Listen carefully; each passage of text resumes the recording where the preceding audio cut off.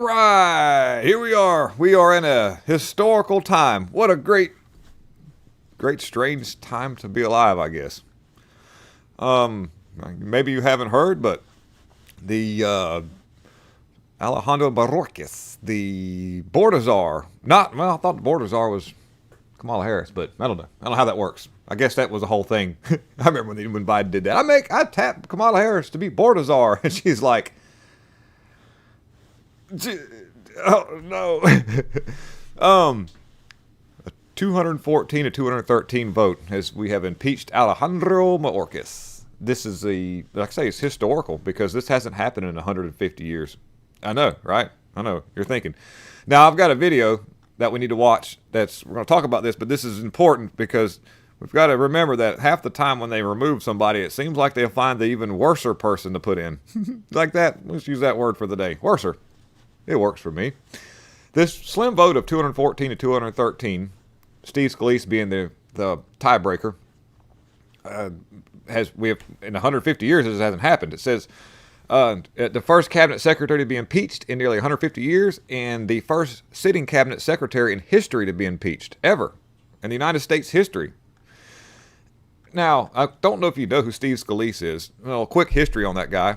Back in the day, there was a congressional baseball games that would go on, and it was very limited in security, if no security at all. And that word got out. And a Democrat, like staffer dude, I can't remember the guy's name. He opened up fire on these people, and Steve Scalise got shot. And he survived. He survived because he's with us today. But the United States House of Representatives voted narrowly on Tuesday to impeach Alejandro Mayorkas, the Homeland Security Secretary, in a precedent-shattering vote that charged him with willfully refusing to enforce border laws and breaching the public trust. In a 2014 to 2013 vote, Republicans barreled past the solid opposition of Democrats and reservations in their own ranks to make Mr. Mayorkas the first sitting cabinet secretary in U.S. history to be impeached. It comes after Rhino's lawmakers bailed Mayorkas out. The first time they were like Tom McClintock, Republican of California, Ken Buck, who also is well known for saying, let's get a bunch of illegals and put them in the military, give them citizenship. That totally won't go wrong at all. The leadership in the military is kind of questionable. Yeah, I mean, not you guys out there working hard to save America now. I'm not down on you at all. You're got your heart in the right place. But the people that are on the top of this it's you know this. I'm not telling you anything you don't already know. Leading to a tie vote on Tuesdays, this is an attempt to impeach Mayorkas. It didn't go through. Marjorie Taylor Greene said on X that the Rhinos received tens of thousands of voicemails, me being one of them, from furious Americans within the first 24 hours after they sided with Democrats. And even though it's not my districts or anything, I was like, hey, what the heck, man, you know? But the American people are demanding that the Congress hold Mayorkas accountable for violating immigration laws and his oath. The resolution of House Resolution 863 accuses Secretary Mayorkas of high crimes and misdemeanors, setting the stage for a contentious vote in the House of Representatives. Specifically, the two articles contained in the resolution accuse Mayorkas of willful and systemic refusal to comply with the law in enforcing the border policy and breach of public trust. And I predicted he was going to be impeached the first time around. The only reason why is because Mayorkas has fulfilled his duties for what he was supposed to do, which was they've got one heck of a system set up for moving these illegals from one place to another. The small trails that went through the woods have now been expanded to dirt roads, which has now been expanded into permanent roads, which has now expanded into extremely well-structured bridges to make it across certain areas to move large amounts of people, and it's quite organized. We often see that it seems like, how can all these people come in at once looking so good, so fresh, so clean?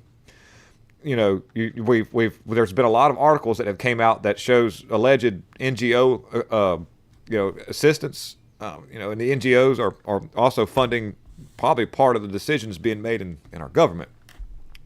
But either way, he's been impeached. Now, let me show you something that I ran across the first time around. This is an article or a video that's pretty significant. Let's watch this real quick.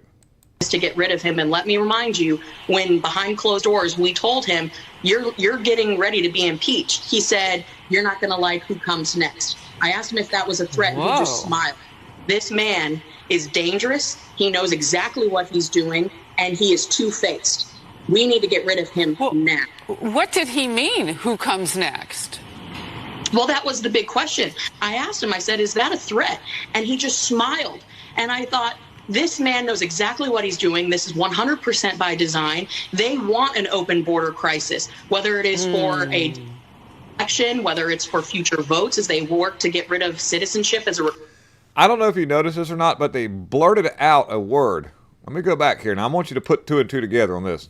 They want an open border crisis, whether it is for a election, whether it's for... She said the E word, okay? And we have often heard, other senators and Democrat people saying, hey, bring them all into my place because we can actually use these people for numbers and census polls to change demographics in the voting sectors so they can have when they move the voter maps, and then they have more representatives and more people because of a supposed hike in population. So even if they can't legally vote, it gives them the numbers that they need to move more of their people in, as far as their operational people, to further the agenda of globalism. Just hear me out. For future votes as they work to get rid of citizenship as a requirement for voting? We're not sure, but he was very, very clear in what he said, and there were other members in the room. So I will never forget that. And as we go to impeach him for his negligence, for him destroying our national security and eroding our national sovereignty, that will be top of mind. So that's really interesting to hear that, because you remember they were like, well, we'll get rid of Lori Lightfoot, and we'll get Brandon Johnson in there. That worked out real well. That was y'all did great.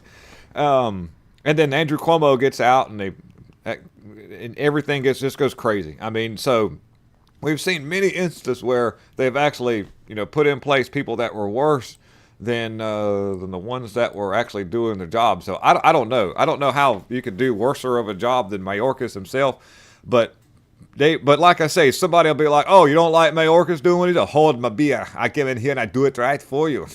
They'll put Arnold Schwarzenegger in place of that dude. That'd be crazy, wouldn't it? He'd screw your freedom. By the way, I think he said something about his parents being like Nazis or something like that, allegedly. I don't. It was a thing. I was like, or something. Anyway, so that's where we're at right now. But I wanted to bring the article out, and I just want to thank you for watching and spread the content out. And you have a wonderful day, and we'll see what happens next. I'll keep you posted, guys. Have peace.